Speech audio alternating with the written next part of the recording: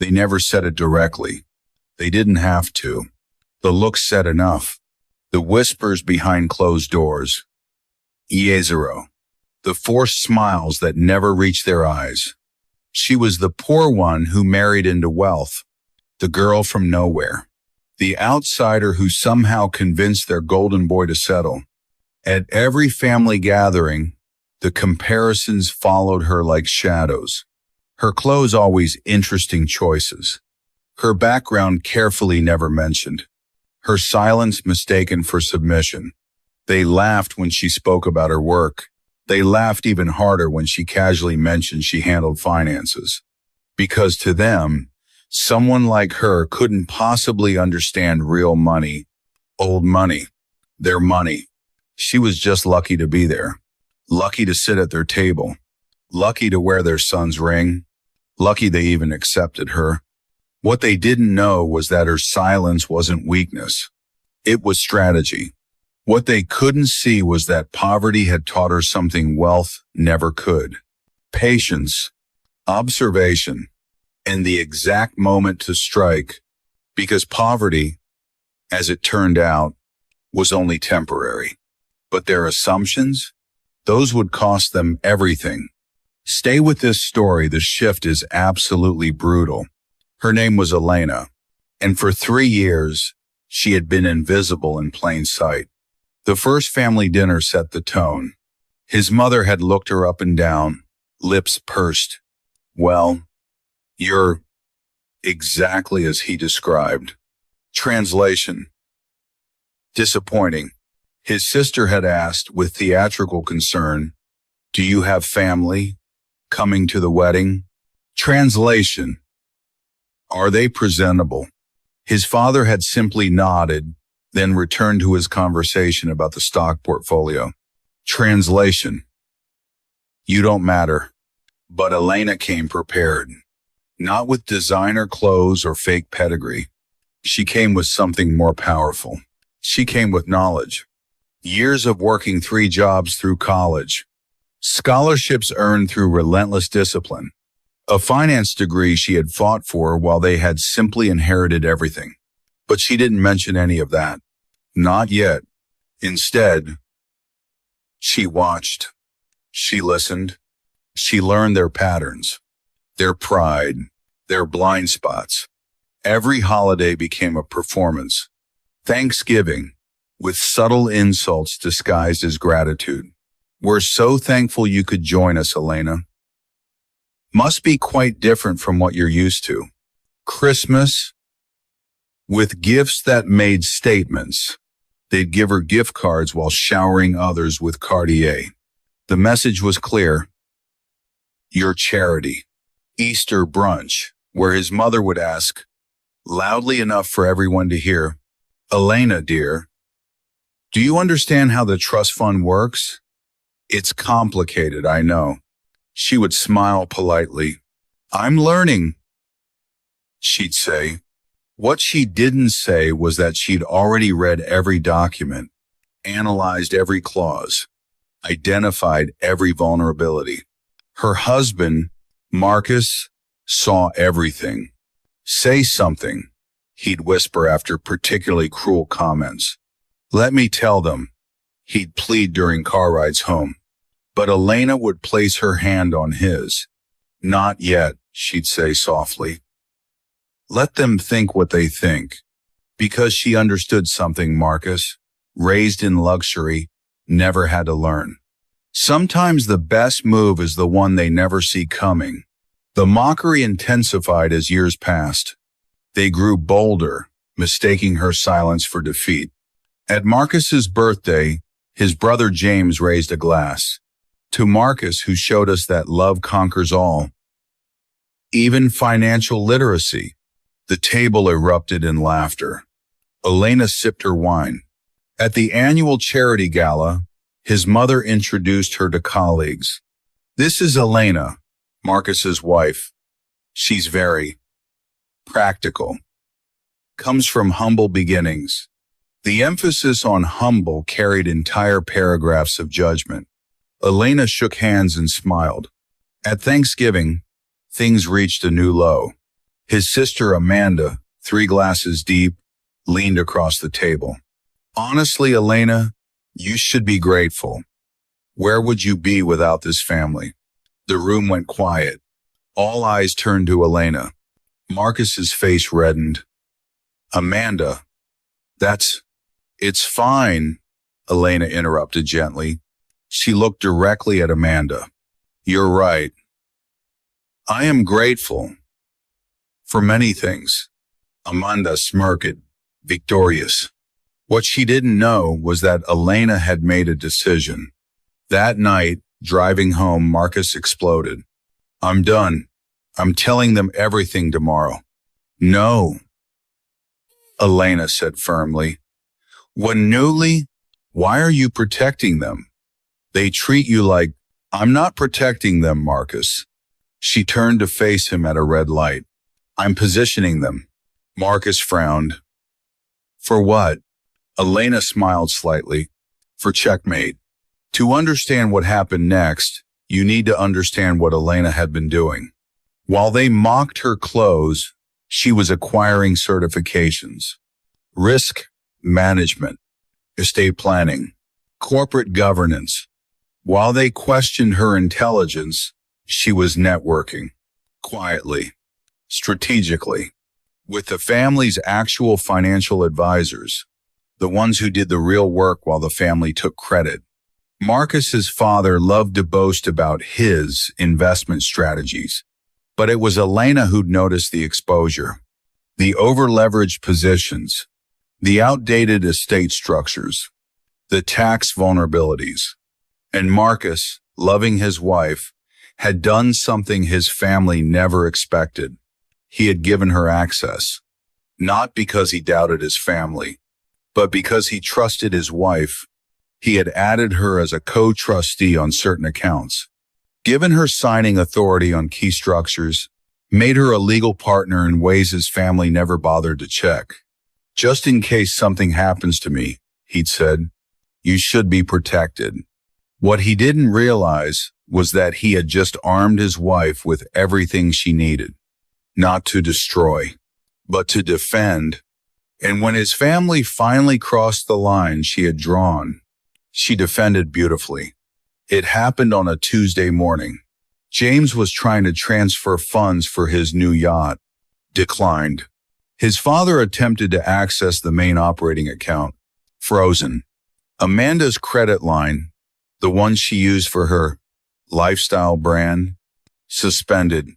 Within an hour, phones were ringing. Panicked voice demanding explanations. Banks giving the same response. There's a hold due to governance review. Please contact your co-trustee. What co-trustee? His father had thundered. The banker's response was calm, professional. Elena Martinez Crawford. According to our records, she initiated a full audit yesterday based on fiduciary concerns. Silence. Then chaos. The family group chat exploded. What is happening? Why do the banks have Elena's name? Someone call Marcus. Marcus, in a meeting, saw 50 missed calls. He called Elena first. Did you? Yes, she said simply. What did they do? Elena's voice was steady, professional. The voice she used in boardrooms, not living rooms. Your sister publicly questioned my competence. Again. At the foundation meeting, in front of donors, after I had explicitly asked her not to. Marcus sighed. That's not enough to. She did it while misrepresenting fund allocations. I have fiduciary duty, Marcus, and she created liability. So you froze everything? I initiated a standard governance review. When you're a trustee and you spot irregularities, you're legally obligated to pause transactions. I'm simply doing my job. Your job? The job your father never bothered to verify I was qualified for. The position you appointed me to, remember? Marcus did remember. 6 months ago, reviewing estate documents, his lawyer had suggested adding Elena, Just smart planning, the lawyer had said. Marcus had agreed immediately. His family had been copied on the paperwork. None of them had read it. Why would they? She was just the poor girl. What could she possibly do? The emergency family meeting was called for that evening. Elena arrived last, walked into a room of hostile faces. Marcus stood beside her, hand on her back. His father spoke first, voice like ice. What is the meaning of this? Elena set down her briefcase, pulled out a folder. May I? She asked, gesturing to the projector. We don't need a presentation, Elena. We need our money unfrozen. I understand. This will explain why that can't happen immediately. She clicked the first slide. Financial statements filled the screen. Over the past 18 months, I've identified several concerns regarding fund management and fiduciary responsibility. Concerns? Amanda scoffed. You've been here 3 years, and suddenly you have concerns? Elena turned calmly. I've had concerns since year 1, Amanda. I documented them all, as required by law when you're a fiduciary. She clicked to the next slide. James, your yacht purchase? It was being funded from the charitable foundation. That's illegal. James went pale. Amanda, your lifestyle brand? You've been categorizing personal expenses as business deductions on family accounts. That's fraud. Amanda's mouth opened, closed. Dad, Elena said, turning to Marcus's father. Your investment advisor has been charging double fees by running transactions through shell companies you don't know about. You've lost about $2.3 million over 5 years. The room went dead silent. I have documentation for everything, Elena continued. And as co-trustee, I'm legally obligated to address these issues before allowing further transactions. His father's face had gone from red to gray. You've been investigating us? I've been protecting the family assets. Someone had to. His mother finally spoke, voice shaking. You had no right. Actually, Elena interrupted gently, I have every right. It's literally my legal obligation. The question is why none of you bothered to exercise yours. She closed the folder. The accounts will remain frozen until we complete a full audit, restructure the problematic elements, and ensure compliance. I've already engaged a firm. They'll begin tomorrow. Marcus's father stood, trembling with rage. You scheming little... Careful, Marcus said quietly, stepping forward.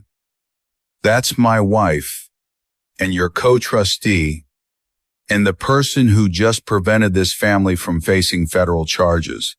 The silence that followed was deafening. Elena picked up her briefcase. I'll send the audit timeline by end of week. We should have everything resolved in 60 days. She walked toward the door, then paused, turned back. Oh, and for the record, I tried to bring these concerns up quietly, multiple times, but every time I opened my mouth about finances, you laughed. She smiled, but it didn't reach her eyes. So I stopped talking and started documenting. Amanda found her voice. You did this because we hurt your feelings? Elena's expression didn't change. No, Amanda.